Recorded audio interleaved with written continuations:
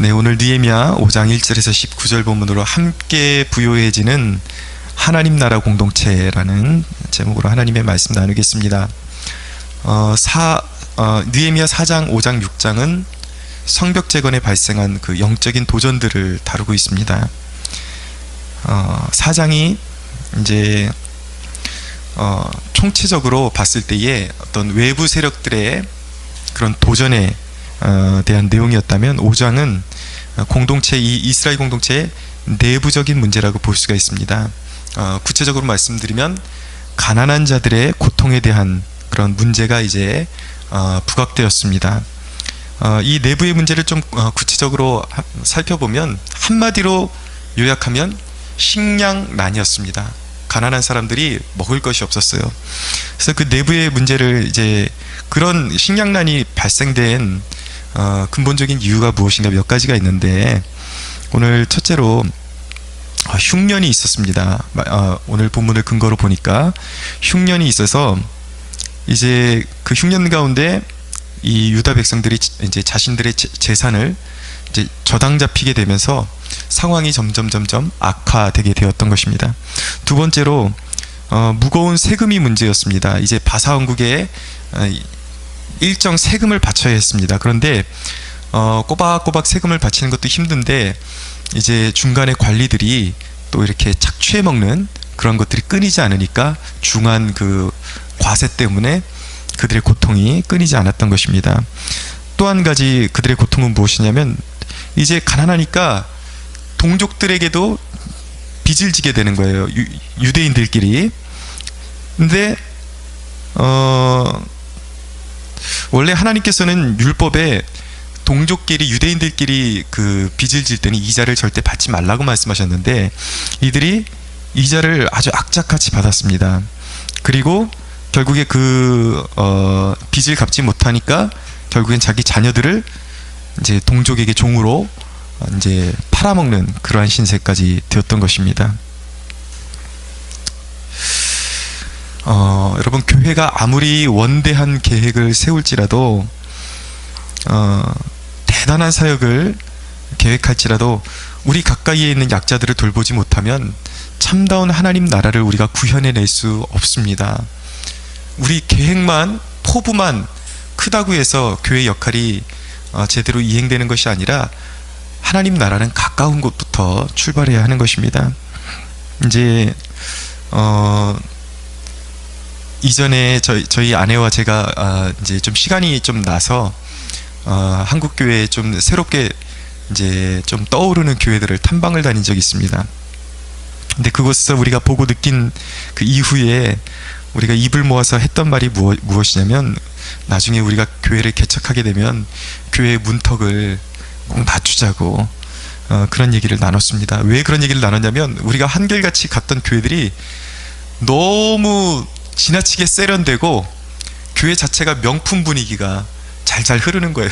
목사님 구두 신고도 이렇게 강단에 올라가는 그 구두 뒷굽을 봐도 명품이고, 넥타이 하나를 봐도 명품이고, 그리고 주위에 예배를 끝나고 서로 이제 인사를 나누는 모습을 보니까 뭐 딱 이제 직업이 이렇게 딱 나오더라고요. 뭐 어디 의사 선생님, 뭐 정말 거기서 이제 교제를 나누려면 적어도 내 아들 딸들이 다 어디 뭐 변호사야, 의사야 이런 정도는 돼야지 교제권에 들어갈 수 있을 것 같은 그런 부담감 때문에 그 다음 주에는 도저히 이 교회는 못 나오겠다 싶은 교회들이 몇몇 있었습니다. 그런데 여러분, 진정한 교회는 강자와 약자, 그리고 있는 자와 없는 자가 갭이 없이 하나 될 수 있는 공간이 되어야 하는 것입니다.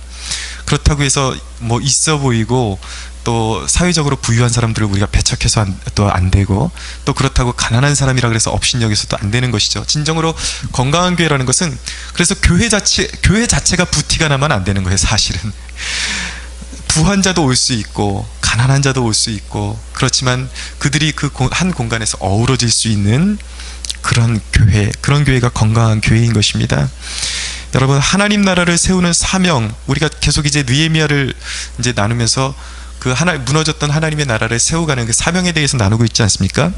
그것은 가까운 곳, 아주 작은 곳에서부터 출발해야 하는 것입니다. 약자들을 돌보는 곳에서부터 우리가 그 하나님 나라를 세워갈 수 있게 되는 것입니다. 오늘 본문을 통해서 이 가난한 백성들의 부르짖음에 느헤미야가 어떻게 대처했고, 그리고 어떻게 균형 있는 하나님의 나라의 공동체로 더 탄탄하게 그 위기를 도약의 발걸음으로 이끌었는지 우리가 이제 살펴보게 될 것입니다. 먼저 첫째로 6절에서 7절 한번 함께 읽어볼까요? 시작. 내가 백성의 부르짖음과 이런 말을 듣고 크게 노하였으나 깊이 생각하고 귀족들과 민장들을 꾸짖어 그들에게 이르기를 너희가 각기 형제들에게 높은 이자를 취하는도다 하고 대회를 열고 그들을 쳐서. 아멘. 느헤미야가 이 가난한 백성들의 부르짖음을 이제 듣게 되었습니다. 그 사정을 아니까 느헤미야가 분노가 일어났던 거예요. 그런 환경을 뭐 이렇게 그 흉년 같은 경우는 인간의 의지와 상관없이 온 것이지만, 동족끼리 높은 이자를 받아서 그리고 서로 종으로 삼고, 그리고 관리들이 그 세금을 착취하면서 너무 과중한 세금을 그런 매겼던 이런 것들은, 이것들은 재난이 아니라 인재거든요. 충분히 막을 수도 있는 건데 인간이 자기 배를 채우려고 하는 욕심 때문에 이런 재난이 끊이지를 않았던 것입니다. 그러니까 이런 부조리를 이제 보면서 느헤미야가 크게 노했던 것입니다. 화가 났던 거예요. 그리고 그 얘기를 듣고 화가 났는데 깊이 생각하고 라고 말하고 있습니다. 여러분, 여기서 우리는 그리스도인이 어떤 사람인지를 배우게 됩니다. 그리스도인은 불의를 보면 그냥 모든 것이 은혜야 라고 지나가는 사람이 아닙니다. 진정한 그리스도인은 거룩한 분노가 있는 사람입니다. 사회의 부조리와 교회 안의 병폐와 이런 부조리들, 악한 악습들, 이런 것들을 볼 때에 진정한 그리스도인이라면 분노가 일어나야 돼요. 거룩한 분노가 있어야 하는 것입니다. 그러나 여러분, 즉흥적으로 분노를 쏟아놓는 것은 현명하지 못합니다. 느헤미야는 분노가 일어났어요. 그러나 거기서 끝이지 않고 깊이 생각했다고 말씀하고 있습니다. 이런 사람이 되어야 하는 거예요. 화를 빨리 내고 그대로 그냥 자기도 책임지지 못할 그런 이렇게 혈기만 올리는 사람이 아니라 정말 거룩한 의분을 가지고 실제적으로 그렇다면 이 문제를 어떻게 해결해야 할지 깊이 생각하는 존재가 되어야 하는 것입니다. 여러분, 힘이 있는 사람은 약한 사람을 배려하기가 힘들어요. 여러분, 느헤미야를 통해서 하나님의 공동체가 탄탄해질 수 있었던 이유는 느헤미야가 약자의 마음을 깊이 헤아릴 수 있었기 때문입니다. 이 느헤미야라는 사람, 이 말씀의 이 전체 맥락을 보면은 이 사람도 약간 강성이었던 것 같아요. 기질적으로 굉장히 이렇게 화를 발끈 내고, 이제 뒤에 가면은 또 막 화를 냅니다. 이제 화를 생각보다 자주 내는 사람이었던 것 같아요. 강성이었습니다. 그러니까 불의를 보면 참지 못하는 그런 기질의 사람이었어요. 그러나 여러분, 느헤미야는 정말 약한 사람들에게 강한 척하고 강한 사람들에게 굴하는 그러한 야비한 사람이 아니라, 이 사람 느헤미야는 강한 사람에게는 떳떳하고 그리고 약자에게는 배려할 수 있는, 정말 사람들을 품고 담을 수 있는, 강한 자도 강한 자 나름대로 자기가 그것을 이제 제어할 수 있고, 또 약한 사람은 그들의 약함을 받아줄 수 있는, 사람을 품을 수 있는, 사람을 담을 수 있는 그릇이었어요. 다시 말하면 용량이 큰 사람이었습니다. 여러분, 대개 이 강성인 사람들은 약자의 입장을 잘 배려를 못합니다. 강하기 때문에 자기 화가 나면 그것만 그냥 자기 분만 그냥 확 쏟아놓고 약한 사람을 잘 배려를 못해요. 그러나 이 느헤미야는 이 강성인 사람인데도 불구하고 정말 약한 사람들을 배려할 줄 알고 그 분노를 제어할 수 있는, 컨트롤할 수 있는 그런 사람이었다라는 것이죠. 이것이 바로 우리가 느헤미야에게서 배워야 할 한 가지 면이라고 볼 수가 있는 것입니다. 8절에서 9절 한번 읽어보겠습니다. 시작.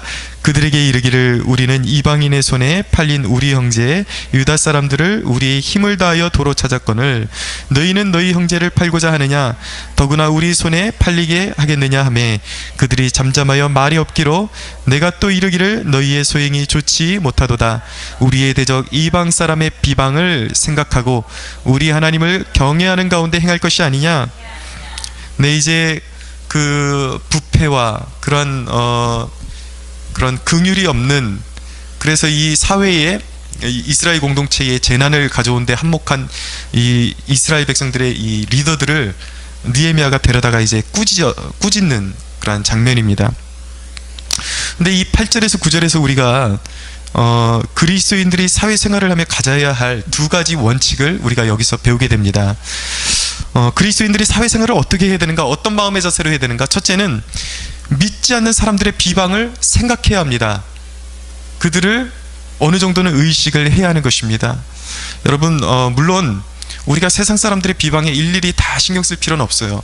왜냐하면 그들의 악의적인 비방은 늘 있을 것이기 때문입니다. 그리스도인들이 아무리 잘해도 세상은 그리스도인들을 비방하게 되어 있어요. 그러나 여러분, 그들이 악의적으로 그리스도인들을 욕하는 건 어쩔 수 없다 손 치더라도 그리스도인들이 잘못해서 욕먹으면 안 되는 것입니다. 실수할 수 있어요. 그러나 그리스도인들이 그 토양 자체가 잘못돼서 너무나도 이기적이고 배려심이 없고 부정직해서 세상 사람들로 하여금 교인들은 다 저렇다, 하나님 믿는 사람은 다 저렇다라고 욕할 빌미를 주어서는 안 되는 것입니다. 여러분, 사소한 것 하나부터 적용하십시오. 세상을 살아가실 때에 늘 따지려고만 하지 마시고 작은 일에도 여러분들이 뭔가 좀 내가 뭔가 신뢰했구나라는 생각이 들면은 미안하다는 표현을 이렇게 자연스럽게 할 수 있게 되기를 바랍니다. 자꾸 사람들에게 정말 사소한 거 하나하나까지 자꾸 따져서 내가 잘했다라는 것을 증명해 보이려고 하지 말고 사소한 일에도 작은 일에도 이것은 내가 잘못했습니다, 미안합니다, 한번 여러분들 미안합니다 라는 말을 한번 이렇게 적극적으로 사용해 보세요. 그 작은 한마디가 사람들의 굳어진 마음을 녹아내리게 할 수 있는 것입니다.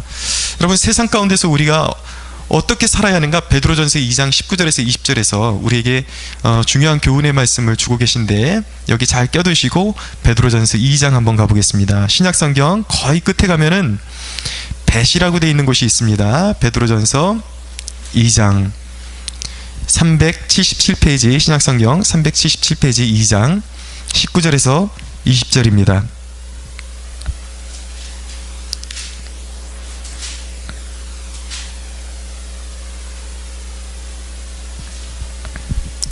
이 장 19절에서 20절 한번 같이 읽어볼까요? 시작.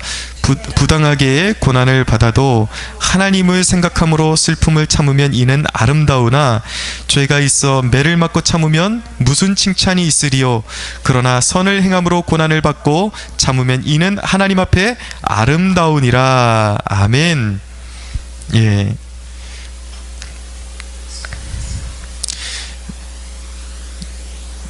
여러분, 세상 가운데서 그리스도인들이 나쁜 일을 일삼아서 욕먹어서는 안 된다는 것입니다. 그리스도인들이 욕먹으려면은 선한 일을 도모하면서 그렇게 욕먹을 때는 그것이 아름답지만, 그리스도인들이 할 수 있음에도 불구하고 부정직하고 자기가 잘못해서 자기의 그 나쁜 성격 때문에, 모진 성격 때문에 사람들에게 욕먹고 비방을 받으면 그것은 하나님의 영광을 가리게 된다는 것입니다. 사랑하는 여러분, 우리가 세상 사람을 두려워할 필요는 없지만 늘 세상 사람들을 인식은 할 수 있어야 되는 것입니다. 왜냐하면 우리의 행동 하나하나를 통해서 하나님의 영광을 가릴 수도 있기도 하기 때문입니다. 사랑하는 여러분, 저와 여러분의 행동과 말과 언어가 세상 사람들에게 그런 모습을 꿈꿨으면 좋겠습니다.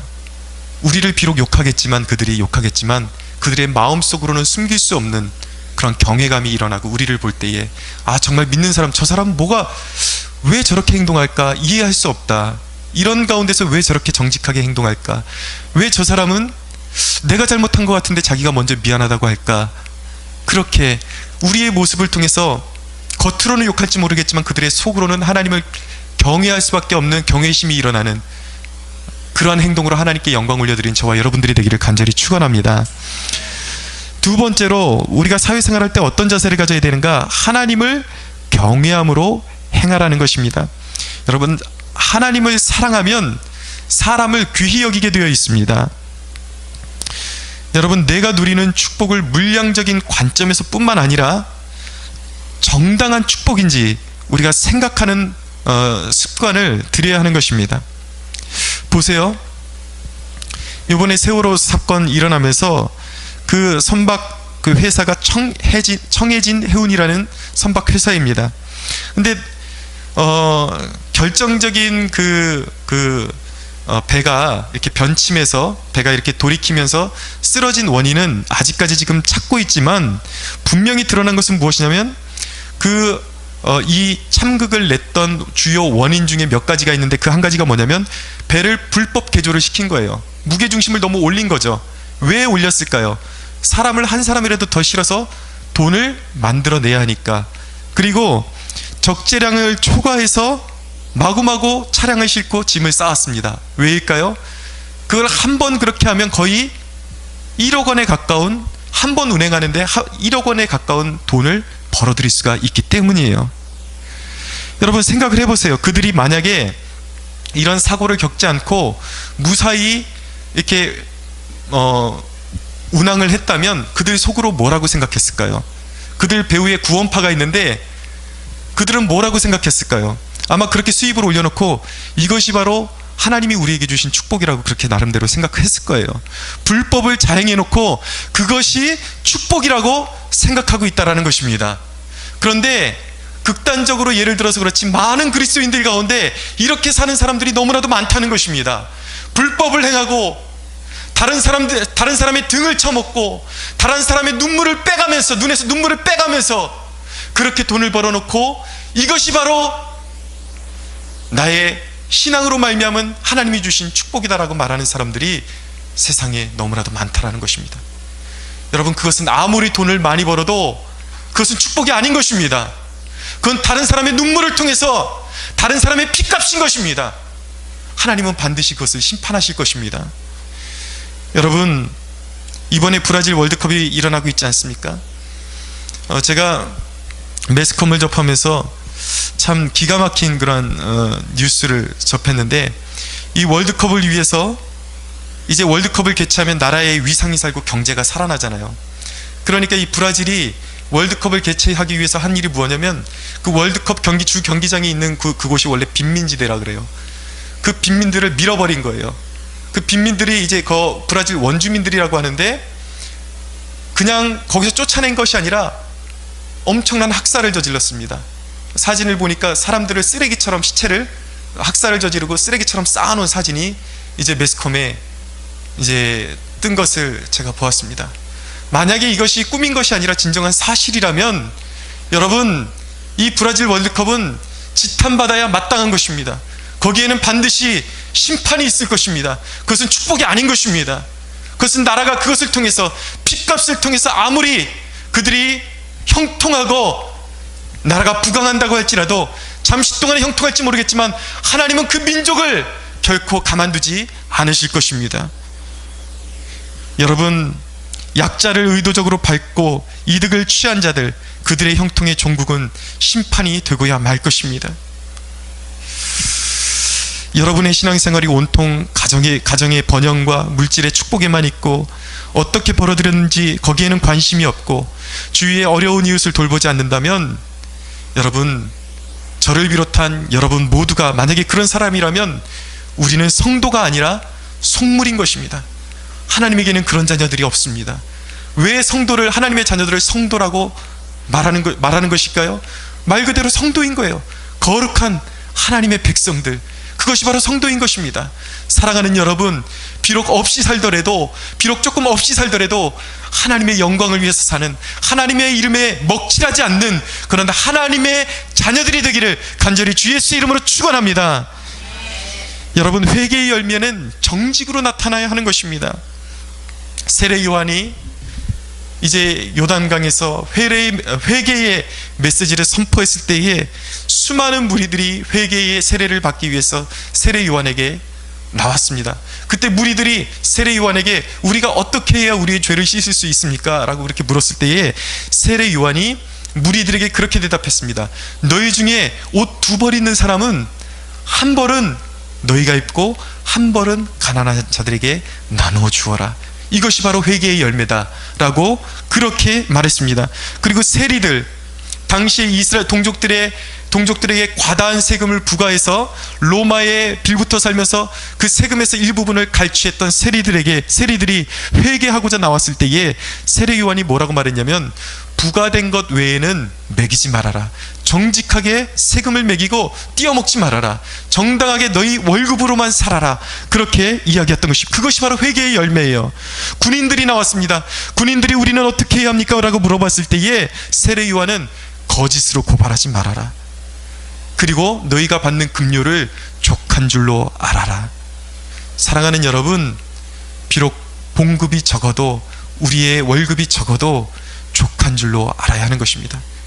거기서 돈 10,000원이라도 더 벌려고 몇만 원 때문에 양심을 팔아먹고, 이것은 그리스도인의 삶이 아닌 것입니다. 사랑하는 여러분, 정직한 삶으로 하나님께 영광 돌려드릴 수 있게 되기를 바랍니다. 그렇다면 오늘 본문으로 돌아가서 이런 그 백성들의 울부짖음에 느헤미야의 조치는 무엇이었는지 함께 살펴보기를 원합니다. 우리 10절에서 11절 함께 살펴보겠습니다. 시작. 나와 내 형제와 종자들도 역시 돈과 양식을 백성에게 구워주었거니와 우리가 그 이자 받기를 그치자.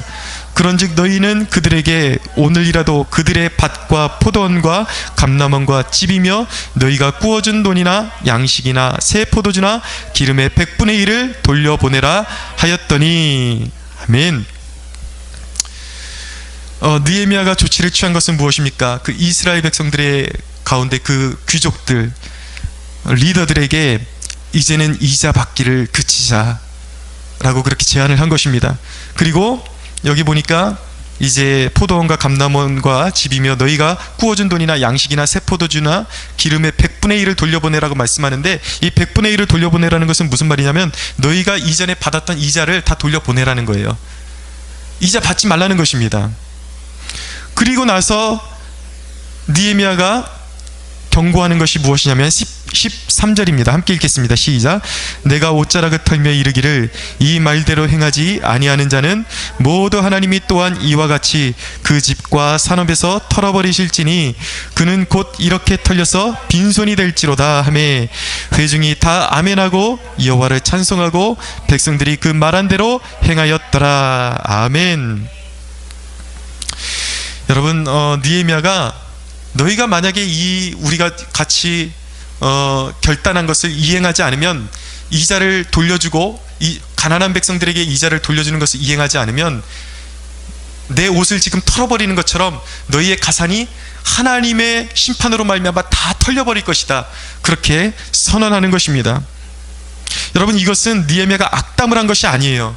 하나님의 계명을 적용한 것입니다. 실제로 하나님은 그렇게 말씀하셨어요.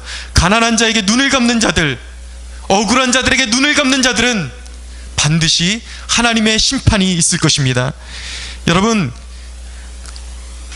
가난한 자들을 돕는 것은요, 약속이 있는 계명입니다.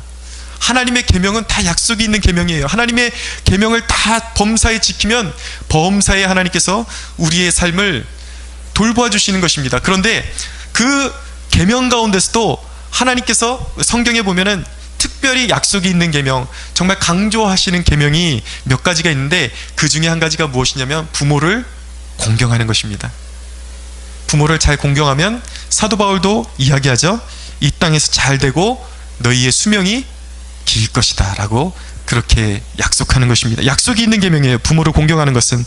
또 한 가지가 뭐냐면 가난한 자를 돌보는 것입니다. 약속이 있는 계명이에요. 어떤 약속이 있는지 우리 신명기 한번 가볼까요? 앞쪽으로 조금 여기 끼워두시고 앞쪽으로 가시면은 민수기, 신명기, 신이라고 돼 있을 것입니다. 신명기 14장입니다. 신명기 14장 29절.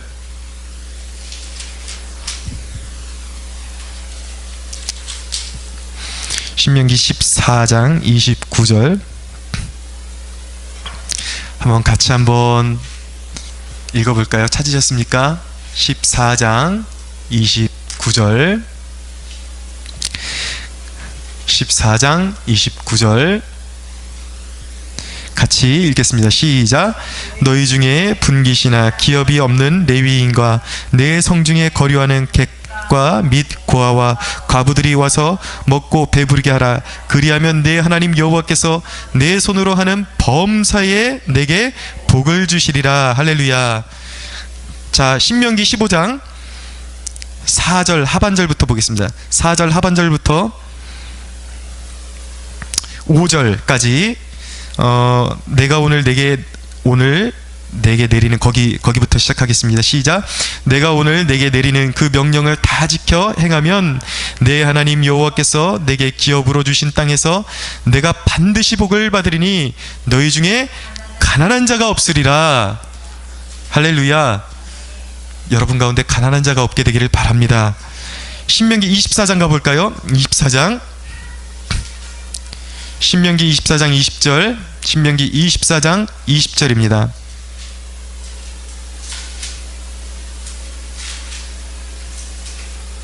하나님께서 우리에게 명령하시는 말씀입니다. 24장 20절 21절 같이 한번 읽어보겠습니다. 시작. 내가 내 감람나무를 떤 후에 그 가지를 다시 살피지 말고 그 남은 것은 객과 고아와 과부를 위하여 남겨두며 내가 내 포도원의 포도를 딴 후에 그 남은 것을 다시 따지 말고 객과 고아와 과부를 위하여 남겨두라. 할렐루야. 사랑하는 여러분, 이 모든 것을 준행하는 자들에게 하나님께서 우리의 삶을 돌봐주시고 우리의 삶을 책임져 주시는 놀라운 축복이 임할 것입니다. 여러분, 여기서 우리가 우리의 삶 가운데 왜 이런 일들을 행해야 되는지 실제적인 그러한 적용점들을 우리가 좀 배워야 합니다. 여러분의 신앙 여정 가운데 우리가 이제 죽으면 천국에 가게 되겠지만 누누이 제가 강조하는 것은 이 땅에서의 삶도 보람이 있어야 되잖아요. 이 땅에서의 삶도 은혜 충만하고 우리의 실제적인 삶도 탄탄한 그러한 삶을 누리기를 하나님께서 원하시는 거예요.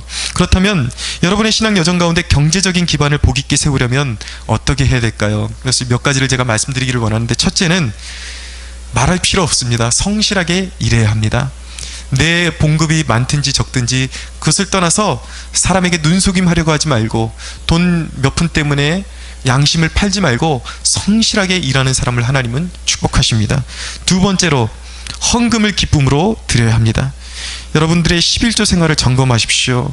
여러분들의 11조가 정말 하나님 앞에 정직하게 드려지고 있는지 점검하시기 바랍니다.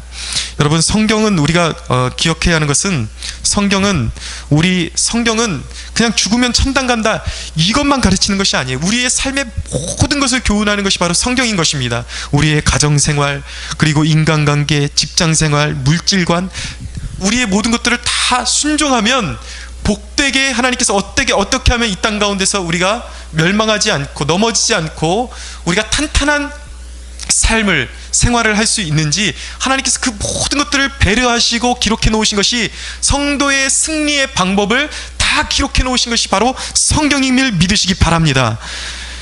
여러분, 최근에 기사에 보니까 미국 어느 교회가 이런 광고를 냈다 그래요. 교회에다가 11조 해서 복 못 받으면 다 전액 환불해 드립니다 라는 광고를 냈다고 합니다. 근데 이것은 참 욕먹을 짓을 한 거예요. 한창 지나쳐도 한창 지나친 것입니다.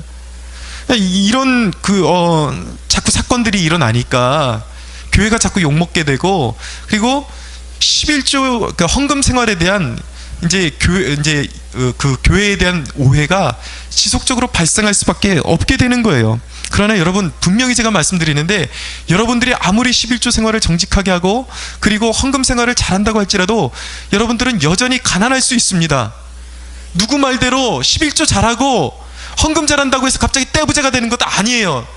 제가 여러분들에게 이 경제 생활에 대해서 말씀드리는 것은 여러분들의 삶 가운데 진정으로 필요로 한 것을 하나님께서 책임져 주신다는 것입니다. 여러분들 룻기 묵상하면서 저 이미 나눴죠. 룻은 망한 가정에서 유대 나라로 돌아온 사람이에요. 그들은 망한 가정이에요. 가난해서 보리 이삭 죽고 살았던 사람들입니다. 그런데 성경이 말씀하는 것은 무엇이냐면, 그들이 하나님께 순종하니까 늘 먹고 남음이 있었다고 말씀하는 것입니다. 절대적인, 그냥 하나님께 순종하니까 복받아서 부자가 되었더라, 떼부자가 되었더라, 이런 얘기가 아니라 절대적인 견지에서 우리가 생활을 영위하는 데 필요한 모든 필요를 하나님께서 책임져 주시고 다 우리에게 채워주신다는 것입니다. 믿으십니까? 그런 견지에서 말씀드리는 것입니다. 여러분, 여전히 가난할 수 있어요, 우리는. 그런데 이런, 제가 말씀드린 대로 이런 교회 안에서 폐단이 자꾸 일어나니까 또 우리 기독교계에서 한쪽에서는 물질 이야기만 나면 막 소스라치는 사람들이 있어요. 저거 번영신학이다. 번영신학이 뭐냐면, 하나님 앞에 잘하면 무조건 떼부자 된다. 당신의 차가, 하나님께 헌신하면 당신의 차가 소나타에서 에쿠스로 바뀔 것입니다. 이런 것이 바로 신학인데, 물질 이야기만 나오면 무조건 번영신학으로 치부하는 사람들이 생기기 시작했습니다. 그런데 여러분, 그것은 큰 오해입니다. 우리가 신앙생활할 때 항상 기억해야 하는 것은 뭐냐면, 사탄이 원하는 게 무엇이냐면 항상 극으로 달리게 하는 존재들이 나타나게 해요. 그러면 그것을 바로잡기 위해서 또 다른 극으로 달려가게 만드는 것입니다. 그래서 나타나는 것이 무엇이냐면, 은사주의자들이 성령의 은사에 대해서 왜곡되게 잘못된 은사를 일으키면 한쪽에서 뭐라 그러냐면, 은사가 아예 없다 그래요. 이미 사도시대에 끝났다 그래요. 그것도 잘못된 것이죠. 한쪽이 번영신학으로 달려가니까 한쪽에서 그것을 바로잡는다는 사람들이 나서서 하는 이야기가 무엇이냐면, 기독교에는 물질의 축복은 전혀 없다. 그것은 속물들이나 하는 말이다. 그렇게 또 잘못된 방향으로 가는 사람들이 있다라는 것입니다. 그러나 여러분, 한쪽이 잘못되면 그것을 아예 없애는 것이 우리가 해야 될 일이 아니라 바른 성경관으로 돌아와야 하는 것입니다. 성경이 말씀하는 것을 가르쳐야 하는 것입니다. 분명한 사실은 무엇이냐면, 우리가 물질 생활을 똑바로 했을 때 우리가 떼부자가 되는 것은 아니지만 하나님께서 우리의 삶을 돌봐주시고 물질적인 축복이 있어요. 분명히 하나님께서 우리의 삶을 전반적으로 돌보아 주실 것입니다. 할렐루야. 저의 얘기가 아니라 미국에서 굉장히 건강한 복음주의 그 교회 가운데 제가 몇 번 그 말씀드린, 지금 돌아가셨지만 데이빗 윌커슨이라는 분이 계십니다. 이분이 굉장히 예언적인 사역을 감당하면서 미국의 번영주의 신학에 물든 교회들을 굉장히 질타했던 분이에요. 그럼에도 불구하고 이분의 설교에도 보면은 늘 그런 격려가 나타납니다. 하나님 앞에 헌신할 때에 하나님 앞에 여러분들의 전부를 쏟아 부으십시오. 하나님께서 여러분들의 필요를 다 아시고 넉넉하게 다 채워주실 것입니다. 그분의 설교에도 늘 나타나는 내용이에요. 건강한 설교에는 늘 하나님께서 우리의 물질까지도 돌보아 주신다는 것을 고백하는 그러한 신앙 고백이 있게 마련인 것입니다. 사랑하는 여러분, 제가 여러분들에게 제가 평소에 여러분들에게 그 전했던 설교를 전체적으로 살펴보면은 이 설교가 기복설교가 아니라는 것을 여러분들 분명히 깨닫게 될 것입니다. 기복설교하는 것이 아니에요. 성경에 말씀하는 정당한 축복에 관한, 하나님의 돌보심에 관한 그러한 메시지를 여러분들에게 전하고 있는 것입니다. 여러분, 분명한 믿음으로 드리는 헌금 생활은 하나님이 나의 경제권을 주관하시는 분이라는 신앙 고백인 것입니다. 동의하십니까? 네. 왜 우리가 헌금을 드리죠? 내게 주신 모든 것이 하나님이 주신 것이라는 고백인 것입니다. 나아가서 그 고백을 통해서 하나님께서 우리의 생활의 필요 또한 전반적인 모든 것을 지켜주실 것을 믿으시기 바랍니다. 지난주에 우리 제가 예전에 지도했던 잠시 1년 조금 못되게 지도했던 그 교회에 그 청년 부부가 우리 교회 주일 예배에 참석했습니다. 이 부부가 제가 지도할 때만 해도 믿음이 그렇게 탄탄하지를 못했어요. 들쑥날쑥하고. 근데 그들이 식사하면서 저에게 간증한 내용이 있습니다. 무엇이냐면 자신들도 그렇게 고백을 해요. 자신들의 믿음이 강하지는 못하지만 깊지는 못하지만 자기들이 그걸 경험했다는 거예요.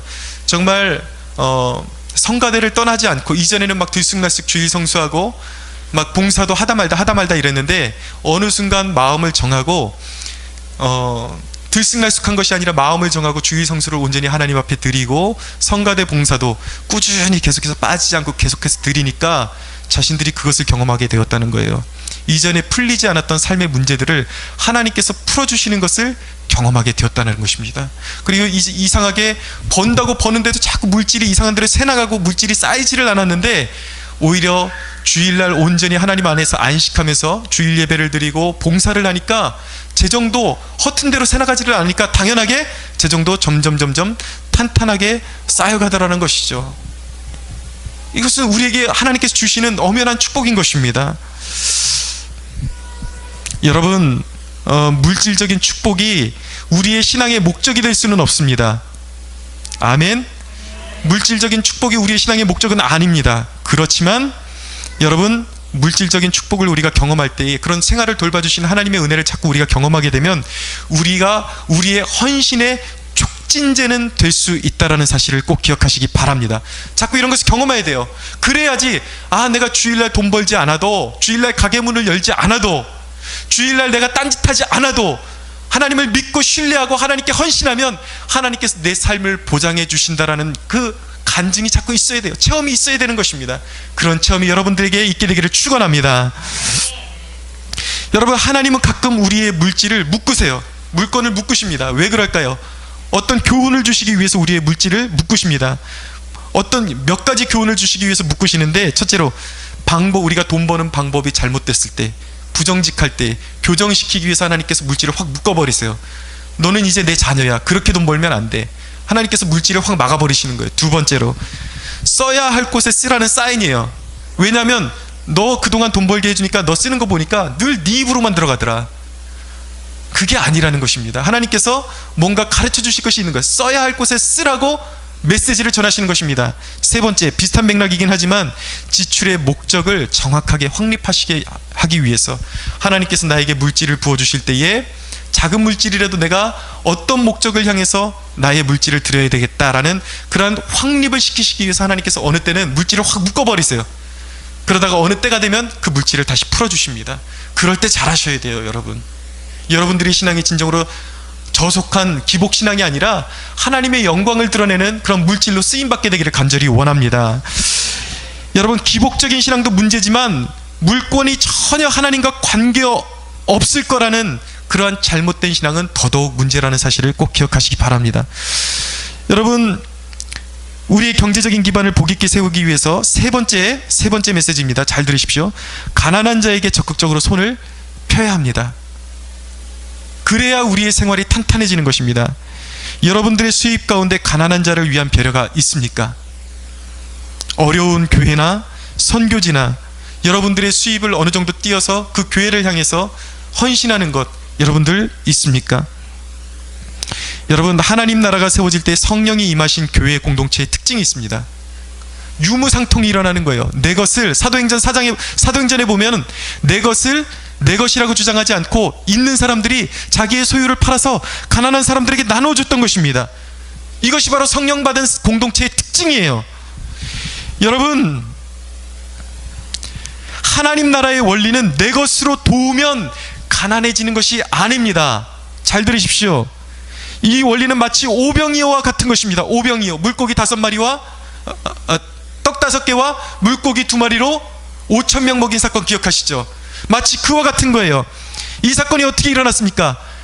예수님께서 축사하시고 제자들에게 떡을 주었습니다. 아마도 이 기적이 어떻게 일어났을까 상상해보면, 떡을 쫙 반을 쪼개서 그 다음 사람을 주면 반만 남는 것이 아니라 놀랍게 하나가 또 생기는 거예요. 또 쫙 쪼개서 주면 또 생기는 것입니다. 그럼 저쪽에 있는 사람이 반을 받아서 그것을 쪼개면 그것이 반 쪼가리만 남는 것이 아니라 쪼개면 또 생기고, 쪼개면 또 생기고, 쪼개면 또 생기고, 이렇게 해서 5,000명 이상이 먹을 수가 있게 되는 것이죠. 여러분, 이런 역사는 오늘날 우리에게도 일어나는 것입니다. 우리의 물질을 쪼개서 주면 우리가 가난해지는 것이 아니라 더욱 가난한 사람들을 먹일 수도 있고, 우리 또한 부유해지게 되어 있는 것입니다. 주면 나는 나대로 복이 되고 어려운 사람에게도 복이 되는 것입니다. 여러분, 예수님은 받는 자보다 주는 자가 복이 있다고 말씀하셨습니다. 예수님은 어떠셨는가? 여러분, 사람들은 흔히 핑계를 댑니다. 나도 먹고 살기에 궁한데 나눠줄 것이 어디 있느냐고. 그러나 여러분, 이 땅 위에 임하신 예수님은 이 땅에 오실 때 가지고 태어나신 거 몸뚱아리 하나밖에 없었습니다. 그분에겐 재산이 없었습니다. 그러나 그분이 우리에게 나눠주신 것은 자기의 피와 살을 우리에게 나누어 주셨습니다. 마음이 문제인 것입니다. 없는 것이 문제가 아니라 우리가 마음만 있다면 우리의 살이라도 이웃에게 나눠줄 수 있게 되는 것입니다. 여러분, 이럴 땐 아멘 한번 하시는 거예요.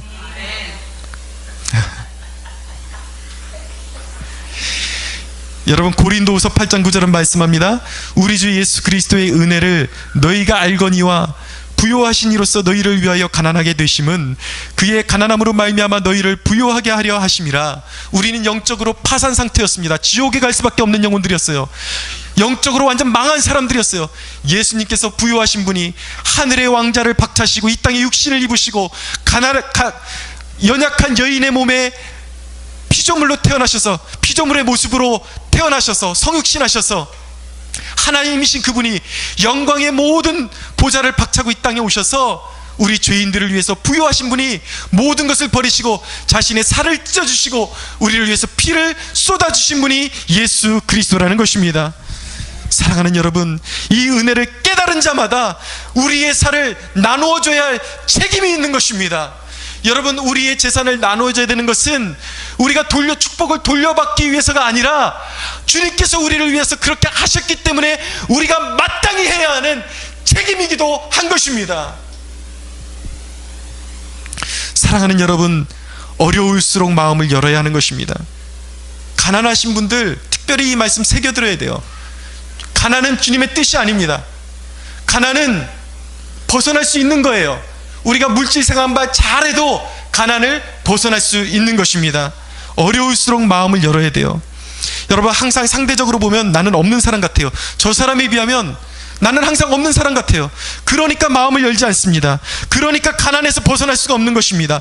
움켜쥐려고 하니까 복이 흐르지 못하고 멈추고 말하는 것입니다. 사랑하는 여러분, 항상 자족함을 배울 수 있게 되기를 바랍니다. 나는 이만해도 충분하다라는 생각을 가질 수 있게 되기를 바랍니다.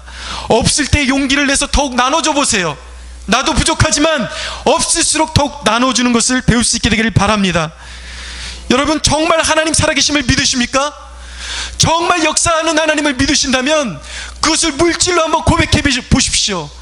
내 것을 나눠줄 때, 나도 없지만 내 것을 나눠줄 때에 나의 필요를 넉넉히 채우실 하나님을 믿을 수 있게 되기를 바랍니다. 말로만이 아니라 진짜 나눠주셔야 돼요. 그것이 바로 신앙 고백인 것입니다. 한번 이렇게 고백해 보십시오. 여러분, 내 쓸 것 아시는 주님, 나도 필요하지만 나보다 더 어려운 사람에게 내가 가진 것 흘려보냅니다. 여러분, 이 고백으로 여러분들 나아갈 수 있게 되기를 바랍니다.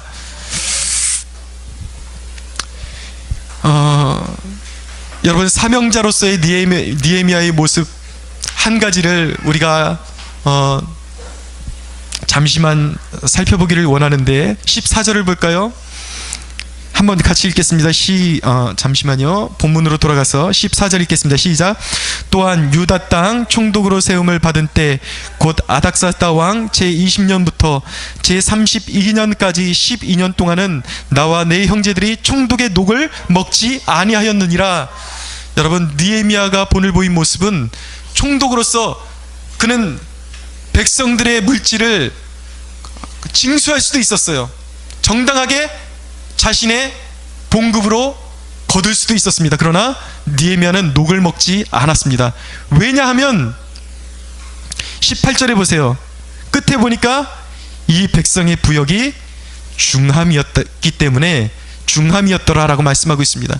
백성이 그렇게 고생하고 가난하게 사는데 자신이 어떻게 거기서 녹을 먹고 사냐는 거예요. 여러분, 저는 이 땅의 정치인들이 느헤미야의 이 리더십을 배울 수 있었으면 좋겠습니다. 우리 많은 청년들이 이런 느헤미야의 리더십을 배우고 사회로 진출하는 축복이 있었으면 좋겠습니다. 여러분, 청빈이라는 것은 억지로 가난해지는 것이 아닙니다. 할 수 있지만 내가 성실껏 벌어서 내가 넉넉해진다면 그것은 복이에요. 그러나 청빈이라는 것은 억지로 가난해지는 것이 아니라 내가 할 수 있음에도 절제하는 것이 진정한 청빈인 것입니다. 여러분, 하나님이 나에게 얼마만큼의 복을 주셨는가를 먼저 계산하지 말고 하나님이 예수 그리스도로 말미암아 나를 이미 복되게 하셨음을 믿으십시오. 아멘. 여러분, 할 수 있으면 대가를 바라지 말고 섬기십시오. 그것이 여러분의 상급이 될 것입니다. 여러분, 제가 영락교회에 있을 때에 이런 경험을 한 적이 있습니다. 교육자들 수련회가 있어서 어떤 지방에 있는 수양관에 가게 되었는데 그 교회 주차장에 웬 외제차들이 그렇게 많이 서 있는 거예요. 그래서 이게 도대체 누구 차일까? 그냥 속으로, 남자들은 또 그냥 본능적으로 차에 관심이 많잖아요. 뭐 BMW, 벤츠 이런 것들이 수두룩히 서 있으니까 국산 차들도 싼 거는 안 서 있더라고. 다 고급 승용차만 서 있더라고요. 누가 이렇게 고급 승용차들을 끌고 왔나? 그래서 이제 목회자 수양회를 하는데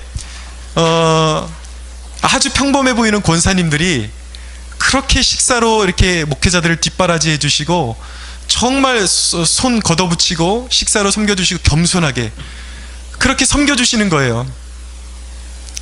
그런데 그 수양회를 마치고 돌아가는 길에 보니까 그 식당에서 손 걷어붙이고 일했던 권사님들이 다 하나같이 벤츠 타고 돌아가시고 BMW 타고 돌아가시고, 그냥 딱 봐서는 아주 그냥 평범한 그냥 어디 이렇게 평범한 일 하시는 분 같은데 돌아갈 때 보니까 다 이 삶에 이렇게 생활에 여유가 있는 분들이더라고요. 근데 그분들의 섬김을 볼 때에 정말 그 있는 티를 전혀 안 내고 정말 낮은 마음으로 섬기시는 그 참모습을 제가 보면서 그때 제가 느꼈던 게 뭐냐면, 저런 부자라면, 저 정도 정신상태라면, 저 정도 부자라면 괜찮겠다라는 그런 생각을 가져본 적이 있습니다. 여러분, 이런 또 얘기를 들으면서 나는 뭔가라고 생각하지 마십시오. 여러분들 앞에 서 있는 목회자도 가난한 목회자입니다. 또 저는 영원히 가난한 사람들의 편에 서 있는 그런 목회자로 살 것입니다. 중요한 것은 무엇이냐면 나의 기득권 누릴 수 있음에도 불구하고 그것을 누리고 섬기는 것이 진정한 그리스도인의 자세라는 것을 강조하고 싶은 것입니다.